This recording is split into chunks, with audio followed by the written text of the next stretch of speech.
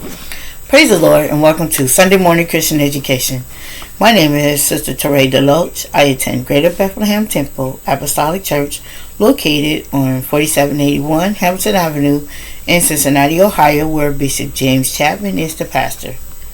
Today's lesson is titled Miracles on Malta, and the lesson text comes from the book of Acts chapter 28 verses 1 through 10. The golden text reads, Paul entered in and prayed and laid his hands on him and healed him. And that's from Acts chapter 28 verses 8. In last week's lesson, we talked about how Saul persecuted the Christians for believing in Jesus Christ. But he had an encounter with Jesus which changed everything.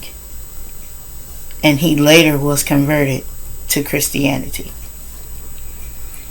Well, Saul's name was later changed to Paul, and his life changed. His faith had affected his decision making and the way he acted and thought. He began to put the needs of others before his own. He was looking for a way to help those who were around him any way he could. I tell you, once you have an encounter with Jesus, your life will change. You won't do the things you used to do. You won't go to the places you used to go. You'll even have new friends because everyone will not like your new lifestyle. You'll want to live for Jesus and be like him and be pleasing in his sight. And your mission should be to help others to change their lives as well.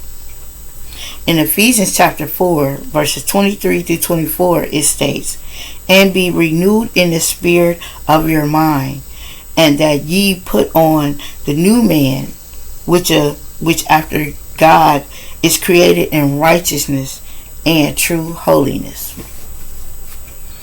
In today's lesson, Paul and about 276 men were shipwrecked, and they landed on an unknown island called Malta. They survived a storm. They were met by some people called barbarous people. They were called that because they didn't understand their language. But even though they didn't appear to be friendly, they were hospitable. They began to gather sticks to start a fire for Paul and the men. They saw that they were wet and cold from the storm. Paul began to help gather the sticks also. Paul always volunteered or stepped up to help when needed. While putting the sticks into the fire, a viper, which is a venomous snake, bit Paul and was latched onto his hand.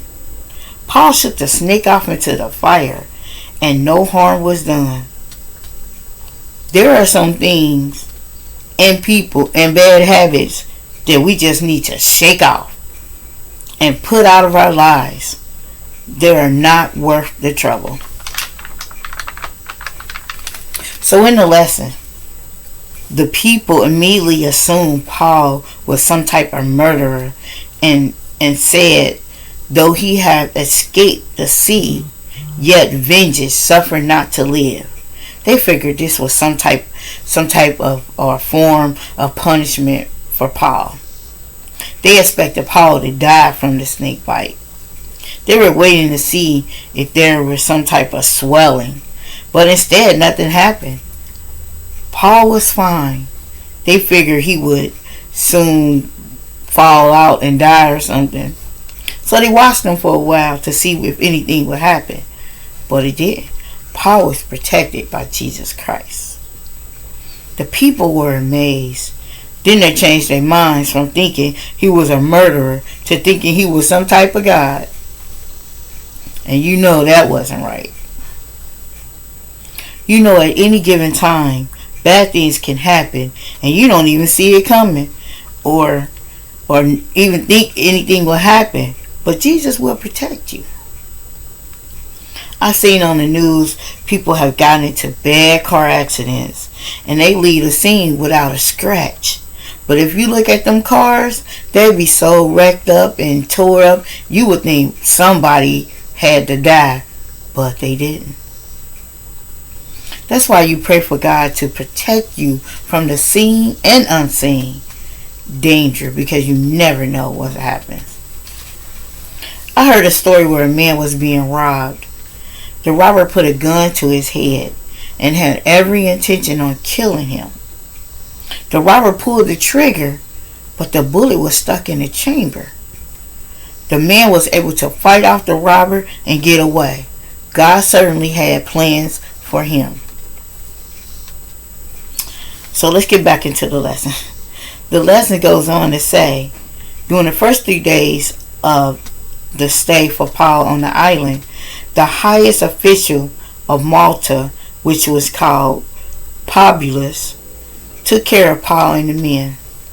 He provided temporary housing for them until something permanent was arranged. Paul found another way to serve, because that's what he do.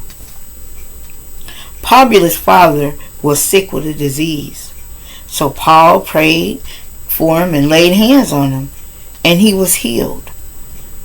God worked through Paul. So word got around about the healing on the island, and people came from everywhere for the healing. Paul gave God the glory and told people about Jesus Christ. And because of his good works, when it was time for Paul and the men to leave, the people took care of him. He had a new ship, and it was equipped with everything he needed, and everything that was lost in the shipwreck was replaced. His good works gained their respect, and he wanted them to know that he worked to serve God, because Jesus Christ had shown mercy to him while he was yet in sin. In Matthew 22 verse 37 it says, Jesus said unto him, Thou shalt love the Lord thy God with all their heart, with all their soul, and with all their mind.